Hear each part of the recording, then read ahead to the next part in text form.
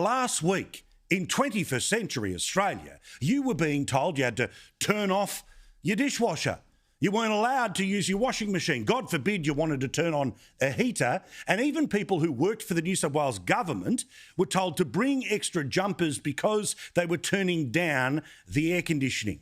Now, all of that is because, as we talked about a lot last week and we'll talk about again for the next few weeks, the safety net of reliable power has been undercut. It's been undercut by state government, by big business, and every time the former federal government tried to do something about it, guess who said no? Big business and the former and current state governments. But don't worry. The bloke who thinks if he's just certain it'll all work out, the one who is trying to gaslight and Jedi mind trick at the same time, the guaranteed first failure of the Albanese government, is the Energy Minister, Chris Bowen. He says, nothing to see here. We do think we may be through the worst of this. We're very vigilant. We are very alive to the fact that something else can go wrong. And this is the result of a decade of chop change energy policies, not enough investment in energy storage, not enough investment in renewable energy, not enough investment in transmission to get the energy around the grid.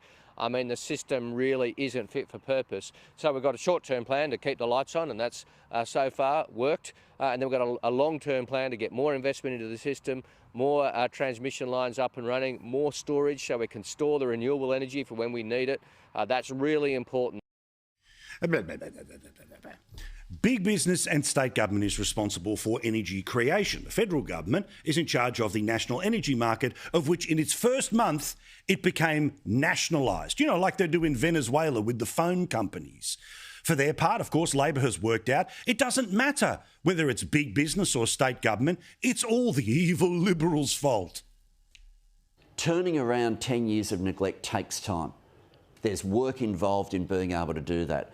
But I'll tell you what, with Angus Taylor, if he has plans to treat the Australian economy the way he treated the national energy market, they're not going to come up with very many good ideas. OK, has he got a point, though? You promised $275 off bills. It looks pretty unrealistic right now, doesn't it? Look, we stand by the modelling that was there, that the impact of what we'll do, in particular with transmission, allows you to get cheaper energy onto the grid. I told you last week, the determinant about whether you return this government in 3 years' time is get your latest energy bill, put it on your fridge, if you're still allowed to own one, of course, Matt Keane, and compare that to where we are in 3 years' time, because you and I both know it is not going to be $275 cheaper. Instead, of course, the media will cover up and pretend all of this doesn't matter. For his part, Angus Taylor reminds us that we weren't being told to turn off our dishwashers just a month ago. Instead, we had a government who knew what it was doing. The first instinct of Chris Bowen was to have a gabfest with politicians and bureaucrats. My first instinct always is get more supply into the market. So they shouldn't have crashed the market. Is that what you're saying? Well, at the end of the day, they're in government. But what I am saying is if you focus on supply, if you focus on reliable supply, you don't get yourself in this position. Now, I'm totally indebted to taxpayer media because they kicked a giant own goal. You see, the logic of Labor, the logic of the Tiffany Teals, the logic of the Looney Greens, and of course the prevailing logic of Twitter, is that evil coal has held back our supply. It means that our bills are higher than ever before, and if only we could move to 100% renewables, then everything would be okay. Why do I say an own goal from the ABC? Because they gave us an insight into the life of a woman who lives in Tasmania. Her name is Suzanne Cass.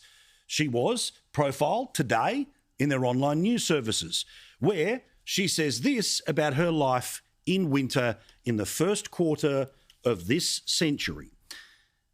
We don't put heating on until 4 or 5 o'clock, so the house is quite cold all day. You have to go to bed early because you can't afford the heating. Why is it an own goal?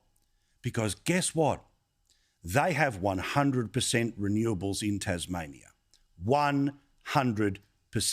In the past 24 hours, 82% of Tasmania's power comes from hydro, 18% from wind. Sorry, where's coal? Hang on. There's no coal? No, but it's fossil fuels' fault, right? Where are the batteries? This is the point.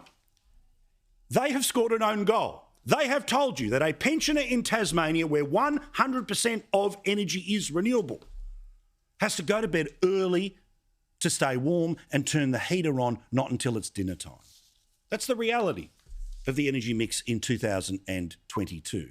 So next time you hear somebody on television trying to carry on that the problem is fossil fuels, not renewables, think of Tasmania, where you can't turn the freaking heater on because it's too expensive.